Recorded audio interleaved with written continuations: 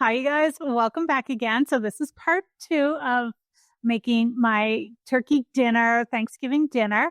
So as I said in last week's video, this was a 2-part video. Last week was the turkey, the stuffing, and the gravy, and this week is the side dishes. So, for the side dishes today, I'm going to show you guys how I make my candied sweet potatoes or yams, whichever way you want to call them. I'm also going to show you my husband's favorite side dish, which is potato dressing. And I'm going to show you some very simple honey glazed carrots, honey roasted carrots. All right, so let's get to it and make those side dishes.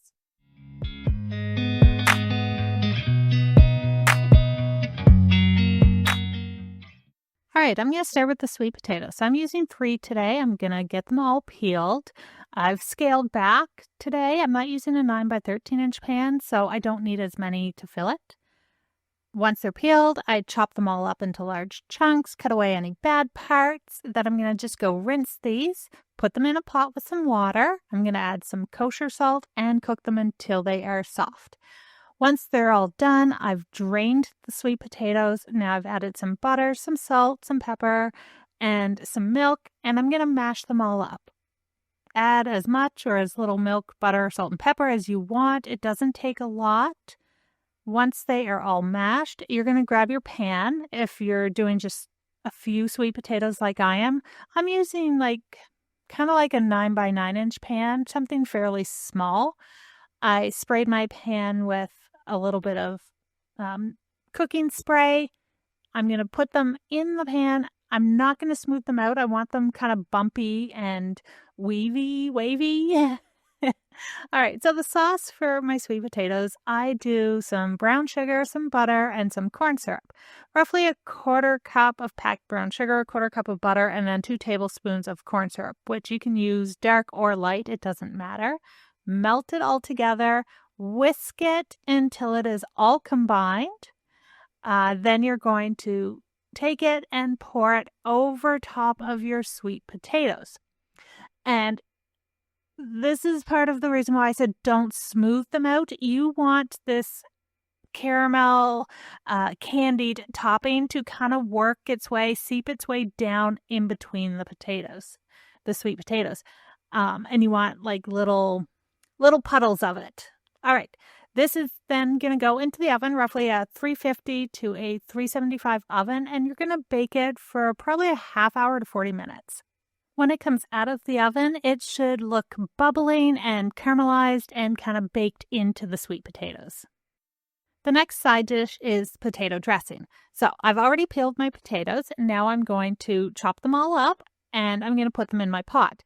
Now, what I'm going to do next is I'm going to take these, fill my pot with water, rinse them really well, drain them, give them another rinse, drain them again, and then put them back into the pot without any water.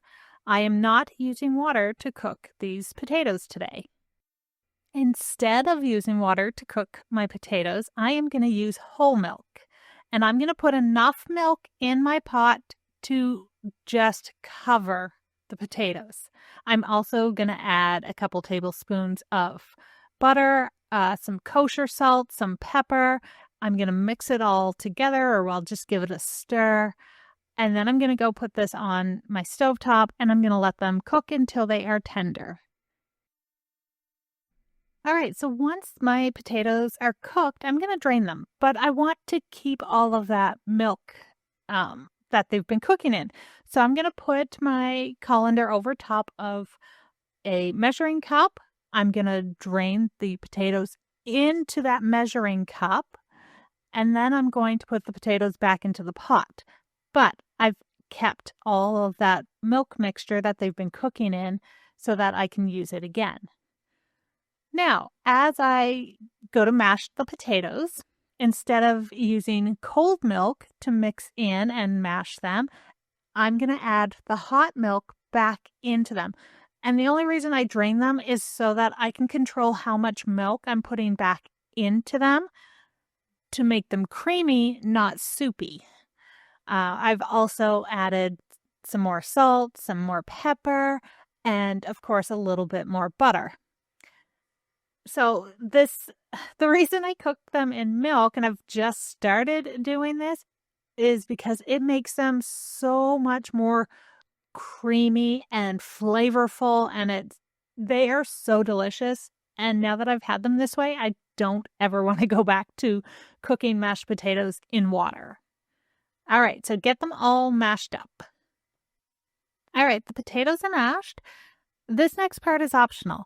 My husband likes onions in his dressing, and my sister-in-law doesn't, so completely optional if you want to add this or not. I am adding onions for my husband, and he requested that the onions be diced up very, very fine in tiny little pieces. So that's what I'm doing. I'm dicing up the onion really fine, and I'm going to put that in the mashed potatoes. I'm also adding summer savory, and this is completely to taste. So you can add more or less, whichever you choose. But definitely have the summer savory because that's what makes this potato dressing. I'm also adding turkey drippings to this. I don't recommend adding more than 1/4 cup because it'll make them it'll make your dressing very soupy. So be careful how much you add, but definitely add it because it adds a lot of flavor into your potato dressing. Then give them a good mix, stir them all together until it is all combined. The casserole dish that you're using, don't use just like a nonstick spray pan, anything like that in your casserole dish.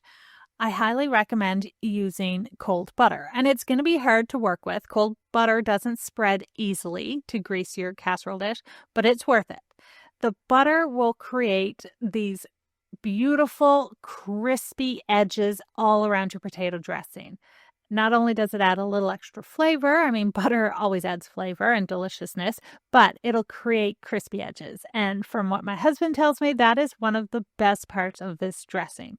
So don't skip on using the butter to grease your casserole dish. All right, so the next step is to take your potato dressing and put it into your greased casserole dish. Pretty easy step. Put it all in, and you're going to just spread the top of your potato dressing out so that it's fairly flat. All right, this is the last step before it goes into the oven. I am taking a little bit more of the turkey drippings, and I'm just using my baster and putting a little bit on top. I'm also going to add probably about a tablespoon of butter in little cubes on top as well. And then it's going to go into 350 to 375 oven. I'm going to cover it, and it's going to bake for almost an hour. I'm going to cover it and then uncover it for the last 20 minutes. And this is how it turns out. Crispy edges and ready to be eaten. I am very fortunate. Even though we've had a frost, I still have carrots growing in my garden, and they are doing really well. So I took my carrots. I've given them a really good scrub. I've cut off all the tops. Now I'm going to peel them all, and they are fairly small and tedious to peel, but I'm so proud that I grew these, and they are going to be delicious. All right, so peel all your carrots, and then you're going to chop them all up into carrot sticks, not little rounds. You're going to cut them into carrot sticks, although if you want them cut into rounds, you can cut them into any shape you want. But get your carrots all chopped up. Now that my carrots are all chopped up, I did them in carrot sticks. I'm going to just go give them a rinse and put them back into the bowl. With your carrots back in the bowl, you're going to drizzle a little bit of olive oil on them. I'm using avocado oil, and I'm also going to sprinkle some salt and pepper on them, and then I'm going to toss them all together to make sure they're all somewhat evenly coated. All right, the next step is adding the honey. So I'm going to drizzle a little bit of honey over the carrots, and I'm going to just toss them to try and get them somewhat evenly coated. And then I'm going to put them into my baking dish. The last step is to drizzle just a little bit more honey on the top of the carrots. Not mixing it or tossing them or anything, just leave the honey drizzled on top. These are then going to bake in an oven that's somewhere between 375 to 400. and they need to bake for probably an hour until they are soft, or at least a texture that you like. They do take forever, so if you want to make them quicker, I would recommend maybe steaming the carrots first to soften them, and then use the oven just to roast them a little bit and to get that honey glaze on them. Anyway, I'm going to put these in my oven and they are going to bake for probably about an hour. I took my carrots out at about the 45-minute mark and they are still a little crunchy, which is how I like them. So I think they turned out great. All right, so that's it. That is all 3 side dishes. All right, so again, I do not have a great ending for my video. I don't have that footage of it being all prepared and it's so beautiful and here's each side dish. Like I said last week, I was recording this all in one day, but separating it into 2 videos for 2 different weeks because it would have been too long. So again, my family was they were starving. They wanted me to just get it out, get it onto the plate so they could eat. I didn't push record when I was setting up the table and setting out all the side dishes and presenting it all. So you guys are just going to have to be happy with that I showed you how I make them. All right. So I really hope you guys enjoyed my little Thanksgiving series. Next week, to complete the Thanksgiving series for the month, where I've done the apple pies, I've done the turkey, I've done the side dishes. Next week, I'm doing a drink, and it is going to be homemade hot apple cider. So remember to check out next week's video. Thank you guys so much for watching. Hit that like, subscribe, notification bell. I really hope you enjoyed this whole Thanksgiving month and it gave you some inspiration and helped you with your meal. All right. Thank you guys so much for watching today, and I'll see you next week.